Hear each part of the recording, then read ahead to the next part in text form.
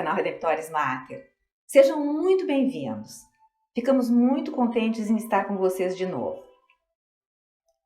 O nosso tema hoje, a partir da segunda leitura do final de semana, do sexto domingo do tempo comum do ano C, é a ressurreição dos mortos. A morte é um problema fundamental da humanidade. E os homens sempre se questionaram sobre ela.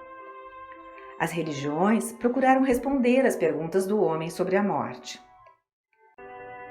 A Sagrada Escritura inspira a ideia da vida após a morte desde o Antigo Testamento. São Lucas, no Novo Testamento, relata como, pregado na cruz entre dois malfeitores, um deles se arrepende e pede a Jesus que se lembre dele. E o que Jesus lhe responde? Está no versículo 43 do capítulo 23. Hoje estarás comigo no paraíso. No livro dos Atos dos Apóstolos, no capítulo 17, versículo 31, Paulo fala da ressurreição em Atenas, no Areópago. E na segunda carta aos Coríntios, no capítulo 5, Paulo afirma: estamos cheios de confiança e preferimos deixar a mansão deste corpo para ir morar junto do Senhor. São textos que inspiraram a resposta cristã sobre a vida após a morte, ancorada na esperança na futura ressurreição corporal dos mortos e no juízo final de Deus sobre os vivos e os mortos. O cristão espera uma nova vida em Deus e com Deus. Essa ressurreição dos mortos de que fala a Escritura é a salvação do homem uno, indiviso, corpo, alma e espírito. O homem não pode acabar totalmente, porque ele é conhecido e amado por Deus. Todo amor quer eternidade. O amor de Deus não só deseja a eternidade para o homem, como a realiza, e é eternidade. Vamos procurar olhar para esse tema a partir do que Paulo fala aos Coríntios, que tinham acreditado na pregação do Evangelho e na ressurreição de Cristo, mas mantinham dúvidas sobre a ressurreição dos mortos. A passagem é da primeira carta aos Coríntios, capítulo 15, versículos 12 e 16 a 20. É a seguinte: ora, se se prega que Jesus ressuscitou dentre os mortos, como dizem alguns de vós que não há ressurreição de mortos? Pois, se os mortos não ressuscitam, também Cristo não ressuscitou. E se Cristo não ressuscitou, é inútil a vossa fé, e ainda estáis em vossos pecados. Também estão perdidos os que morreram em Cristo. Se é só para esta vida que temos colocado a nossa esperança em Cristo, somos de todos os homens os mais dignos de lástima. Mas não, Cristo ressuscitou dentre os mortos, como primícias dos que morreram. Muitas pessoas hoje, como acontecia com os coríntios no tempo de São Paulo, duvidam de uma existência após a morte, daquilo que chamamos vida eterna, um estado de comunhão permanente com a Trindade por todo sempre. E talvez um número ainda maior duvide de que os que morrem um dia ressuscitarão da mesma forma que Jesus Cristo ressuscitou. Os coríntios eram gentios, e no mundo pagão havia muitas maneiras diferentes de pensar sobre o que acontecia com a pessoa após a morte. Certas teorias viam o corpo como uma prisão da alma, e a morte, portanto, como uma libertação dessa escravidão. Já os judeus, ao menos os fariseus, acreditavam que a salvação pessoal seria uma reunificação da alma e do corpo. E ambos viveriam reunidos eternamente na criação restaurada depois da vinda do Messias. Os coríntios, então, crendo na divindade de Cristo, Filho de Deus, compreendiam que tivesse ressuscitado, mas resistiam à ideia de que o resto da humanidade um dia ressuscitaria. Por isso, partindo da ressurreição de Jesus Cristo, Paulo questiona como podem duvidar da ressurreição dos mortos. Se não há ressurreição, ele argumenta, então nem Cristo ressuscitou. De outro lado, de que adiantaria a ressurreição de Cristo, que os coríntios aceitaram, se a vida dos homens acabasse com a morte? Pensar assim é estar crendo em vão, diz Paulo. A fé depositada no Evangelho seria vã. O Evangelho não seria verdadeiro. E se Cristo não ressuscitou, se ainda está morto, além de a fé ser vã, eles ainda estão nos seus pecados. Não foram salvos, não foram justificados dos seus erros pela morte e ressurreição do Redentor. Paulo ainda observa que todos os que já morreram, mesmo tendo acreditado no Evangelho, segundo essa concepção, estariam na escuridão, no vazio, no nada. Teriam cessado de existir. Não é esta a visão judaica nem a cristã, mas essa seria a consequência de não acreditar na futura ressurreição dos mortos. E por conclusão, o cristianismo seria uma mentira.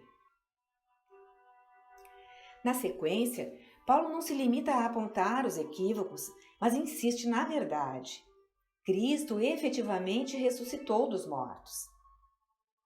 E o apóstolo procura uma imagem familiar para explicar as consequências desta ressurreição para todos. A imagem dos primeiros frutos da colheita, a que eles estavam tão acostumados. Aqueles feixes do início da colheita de primavera que os judeus colhiam e ofereciam a Javé em ação de graças pela colheita na época da Páscoa. Depois destes primeiros feixes, eram colhidos outros em quantidade. E uma nova oferta, um novo sacrifício pacífico, era oferecido no templo, em Pentecostes, 7 semanas após. Paulo procura iluminar o mistério da ressurreição dos mortos, comparando Cristo às primícias da colheita, aqueles primeiros feixes, colhidos e oferecidos a Deus. No fim dos tempos, na colheita das almas, em que serão separados o joio e o trigo, haverá a ressurreição do resto da humanidade, reunificando-se as almas com os corpos. A salvação é um processo. Começa com a paixão, morte e ressurreição de Jesus e será completada no último dia. O raciocínio de Paulo nos ajuda a ver como, se negamos um artigo da fé, uma afirmação daquele resumo da fé que é o credo, assim como o da ressurreição dos mortos no fim dos tempos, isso afeta as outras afirmações da fé. Afeta inclusive a ressurreição de Cristo. Tanto que muitas pessoas no mundo ocidental veem como que espiritualizando a ressurreição de Cristo no domingo de Páscoa, relativizando-a. Não seria uma ressurreição corporal verdadeira. Ficam com uma salvação puramente imaterial. E pouco pensam na nova criação, nos novos céus e nova terra que Cristo proclamou. A ressurreição é ponto fundamental e essencial da fé cristã, seja a de Cristo, seja a nossa.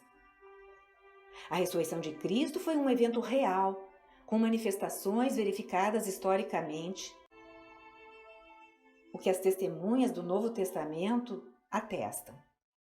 Tanto que Paulo, por volta do ano 56 depois de Cristo, escrevia aos mesmos coríntios e dizia: transmiti-vos em primeiro lugar aquilo que eu mesmo tinha recebido, a saber, que Cristo morreu por nossos pecados segundo as Escrituras, que foi sepultado, que ao terceiro dia ressuscitou segundo as Escrituras, e que apareceu a Cefas e depois aos 12.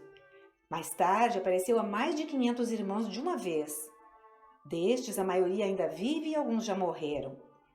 Depois apareceu a Tiago, e depois apareceu aos apóstolos todos juntos. Por último, apareceu também a mim como a um abortivo.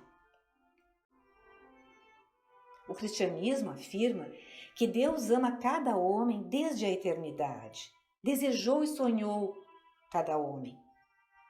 No Filho, salvou a humanidade que se afastara dele. Pelo sim de Jesus, A pessoa humana pode viver esta vida apropriando-se desse sim.